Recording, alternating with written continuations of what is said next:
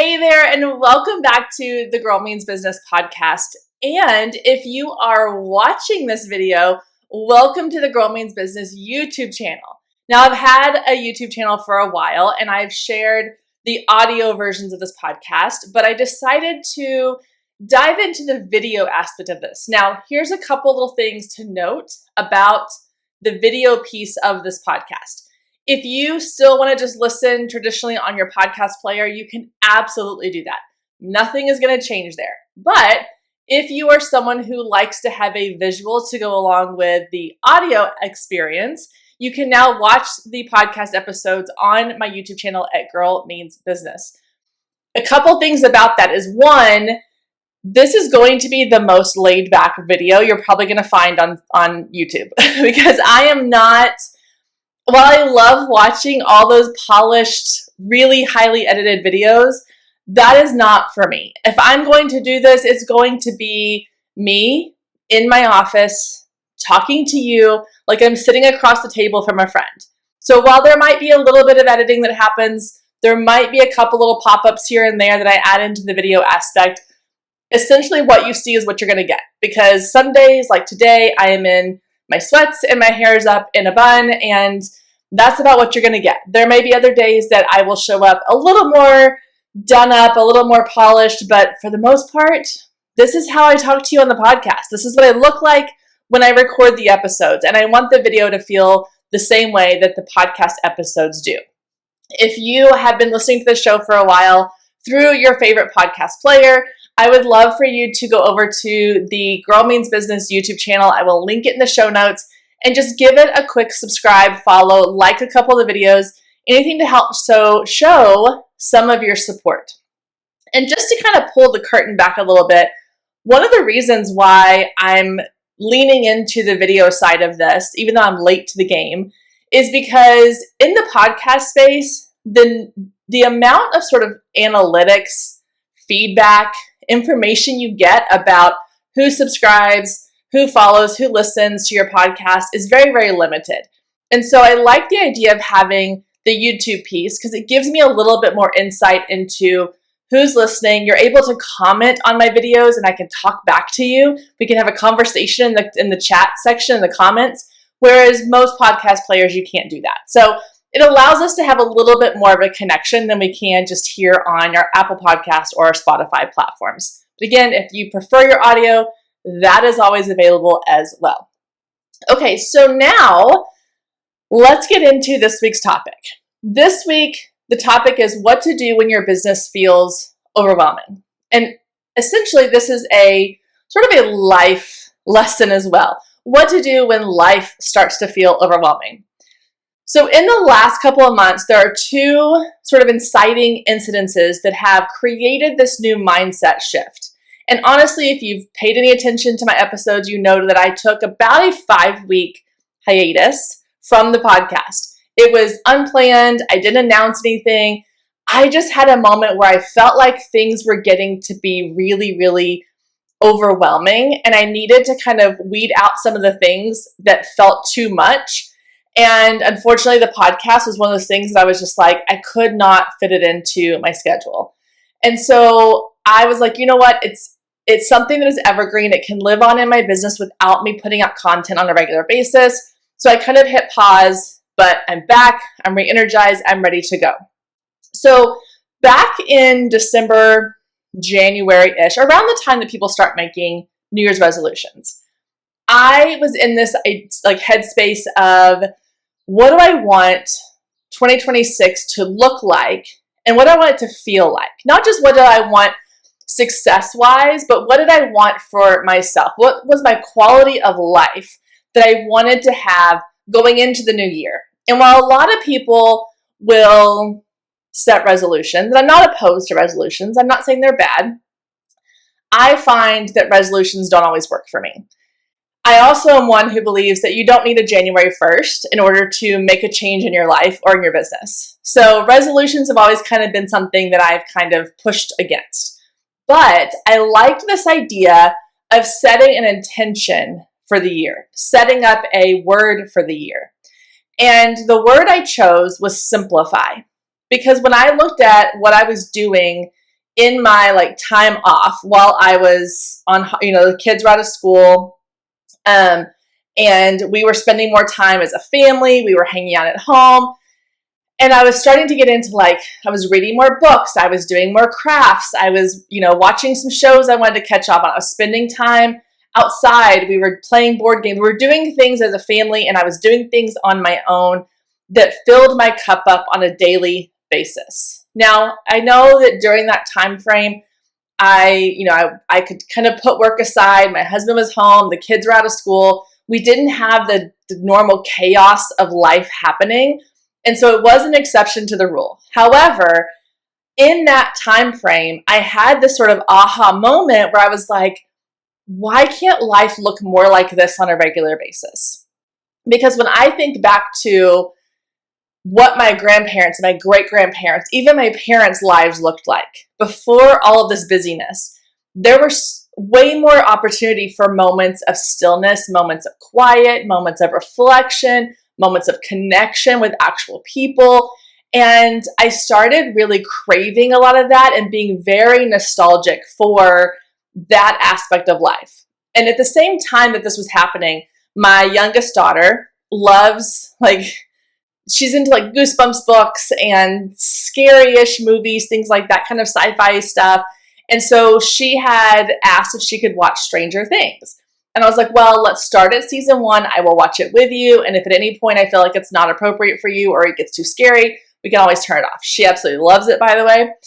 So now I'm sucked into 5 seasons of the show, which I've already seen. It's totally fine. But she's really enjoying it. But what's been really fun and kind of an unexpected, I guess, side effect of watching the show is, and if you're not familiar, Stranger Things, it's set in the 1980s. It follows a group of friends who are kind of fighting this otherworldly situation. I'll say it that way. I don't know how to explain it exactly properly, but it's set in the 1980s. And as I'm watching the show with her and I'm listening to her kind of ask questions about things, like they use these big walkie-talkies with these big antennas to communicate among the friends when they're riding their bikes around town, and they're going to the arcade and they're doing all these things. And she's like, well, why didn't, what are those then? Those were walkie-talkies. They used those because they didn't have cell phones, or, calling on an actual landline to talk to somebody and them not being home. And so you didn't really have a choice other than to say well, I'll have to either wait for them or assume that they're somewhere else or go look for them. And all of that kind of combination of watching this show that is set in this era of time that I am nostalgic about, as my childhood was in the 80s, and having this moment in my personal life where I'm carving out time, where I'm putting technology aside and I'm spending time doing things that I actually enjoy and that make me feel good and rejuvenate me. It all created this perfect storm of I want more of this in my life. I want to simplify my life, and I want to start looking for ways to either remove things that are causing me stress and anxiety, or find a way to modify them to fit into my life in a different way. And how can I create space and time for more of the things that do make me happy, that do make me feel like I am restoring my soul and my energy? And so through all of that, I was like, okay, this is the year that I simplify my business, I simplify my life, I get back to some of the basics, and I shut out some of the noise. And I promise this is going to go in a direction of business, just bear with me. The second thing that happened, and this one, it felt very insignificant at the time, but the more I kind of thought on it, the more I was like, oh, this is pretty powerful, was I was scrolling through social media, which I just said I didn't want to do, I want to do less of, but I was scrolling through social media one day, and I came across this video, and I could not tell you who the actual video, who the account was, but I remember it being this video of a woman, clearly a mom, and she's doing daily tasks in her life. So one of them was she's packing lunches, or one of them was she was washing her hands in the sink, or getting her kids ready, trying to get her kids to get their shoes on in the morning or before they left the house. And each time she was doing it really, really rushed. She's washing her hands really fast, or she's packing the lunches really quick, or she's in a panic because the kids aren't putting their shoes on. And each time she stops, she takes a breath and she says, this is not an emergency. And she slows down and she washes her hands a little slower. She packs the lunches a little slower.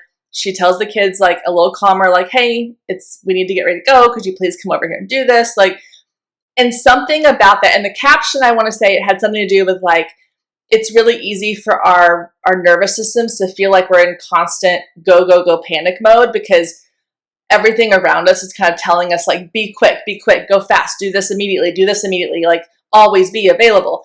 And it has started to seep into our nervous systems and become like a normal habit for us.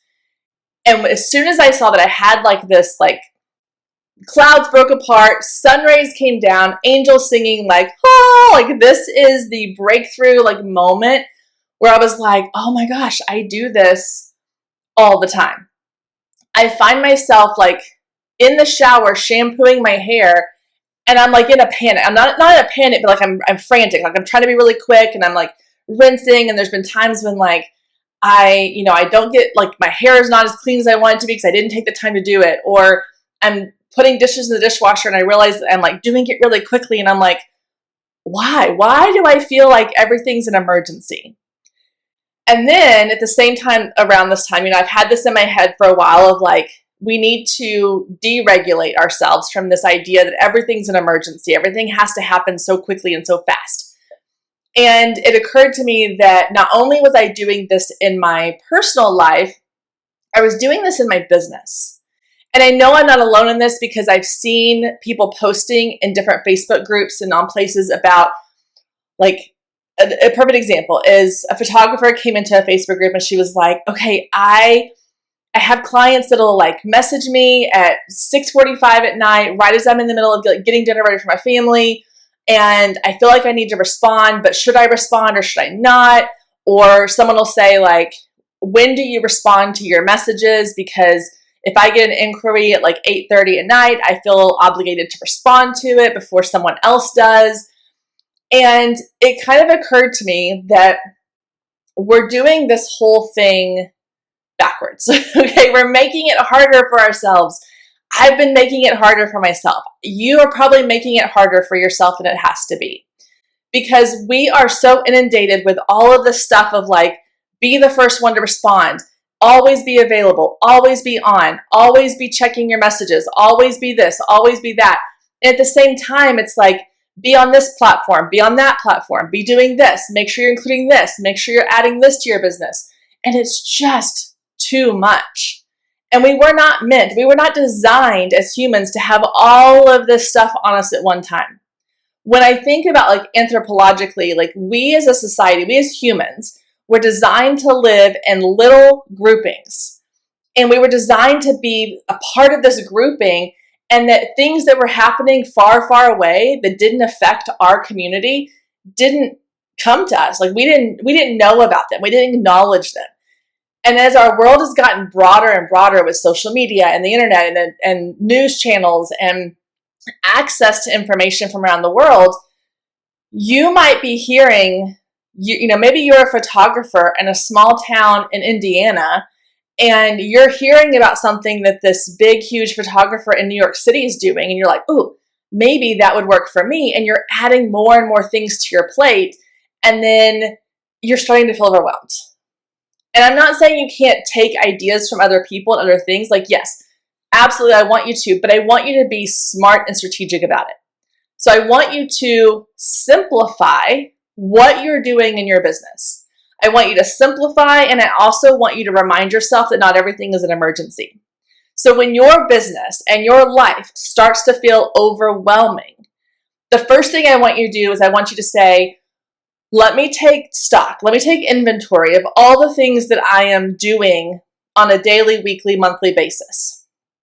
What pieces of those things are causing me the most stress, the most overwhelm? Is it trying to keep up with social media content?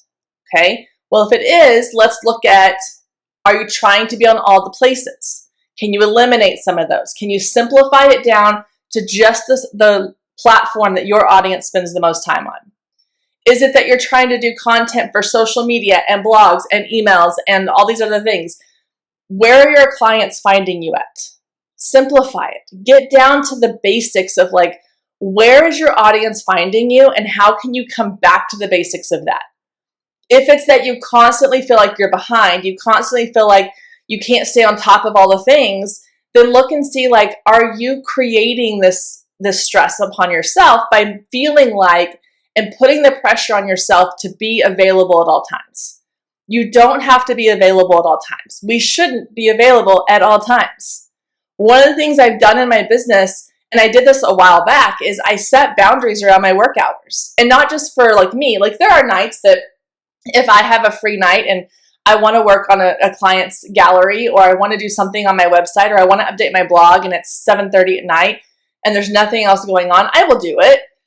But for the most part, when it comes to what my clients see from me, it's during working hours. If they message me at 8 o'clock at night, I am not responding until 8 a.m. the next morning or later. If they send me an email at 7:45 inquiring about a session, they get an automatic email back that says, "Thank you so much for your message. I will respond to you during business hours from this time to this time on weekdays."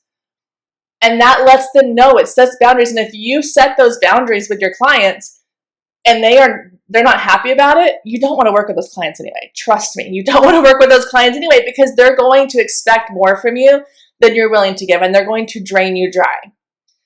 So when life and business start to feel overwhelming, I want you to come back to this idea of simplifying everything. Look at all the things that you're doing and go, where can I either automate or outsource? Where can I get rid of this? How can I lean more into something else? Because you don't need to be doing everything, everywhere, all the time. Okay, it's not how we're designed to be. And if you find yourself being pulled to be available and on all the time, then I want you to train yourself to stop and go, this is not an emergency. Okay? Take a breath, repeat after me. This is not an emergency. What we do as photographers is not life and death.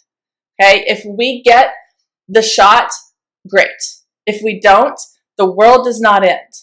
Someone's life is not gone because we didn't get that shot, or we didn't book that client, or we didn't, whatever it might be. Whatever it is that you feel like you have to be so rushed about. If your client doesn't get a message from you for a couple of hours because you're at your kid's ball game or dance recital or graduation, or they're mad because they didn't get their gallery in a certain amount of time because you had a life event happening, then that's okay. They need to understand and it starts with setting boundaries, but it also starts with you creating the mindset of, this is not an emergency. It's going to be fine. I can take a breath. Whether that is take a breath, count to 10, and then get to whatever it is you need to do, slowly, cautiously, like very intentionally, or maybe it's take a breath and step away for a second and go, I will get to that when it's in my work hours time, or when I have the capacity to handle that. This is me giving you permission to say, you can simplify your business, get to the basics, figure out what's working, what's not working, and focus on what's working, get rid of what's not working, simplify your business, and your reminder that it's okay to take a breath and say, this is not an emergency. All right, thank you so much for tuning in this week. I hope you found this helpful.